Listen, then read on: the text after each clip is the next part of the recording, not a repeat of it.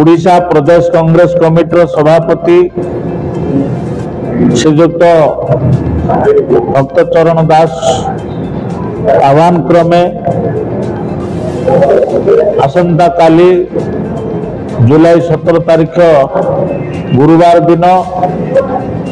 सकाल 6 घंटिका ठारू संध्या 6 घंटिका पर्यंत बंद पालन पाई निर्धारण करिसंती। कारण आपण मानकर माध्यम आम जनइबा चाहूँ जे गजपति जिला कांग्रेस कमिटी जिला सभापति भाव एवं मोहना विधायक भाव आपण मानक माध्यम अवगत करने को चाहूँ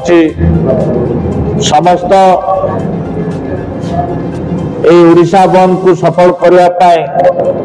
सहयोग करने निवेदन करुच्ची। कारण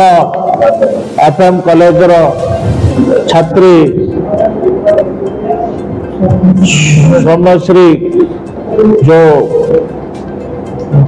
मृत्युवरण करिसंती जो व्यवस्था से मृत्युवरण करिसंती ताहा सारा ओडिशावासी देखिसंती। ये गोटे दुखदायक घटना तेणु ताको आम सम्मान अर्थे समस्त कॉलेज समस्त स्कूल समस्त शिक्षक अनुष्ठान एवं बाजार व्यवसायिक बंधु माने एवं बस चालक बंधु माने समस्त को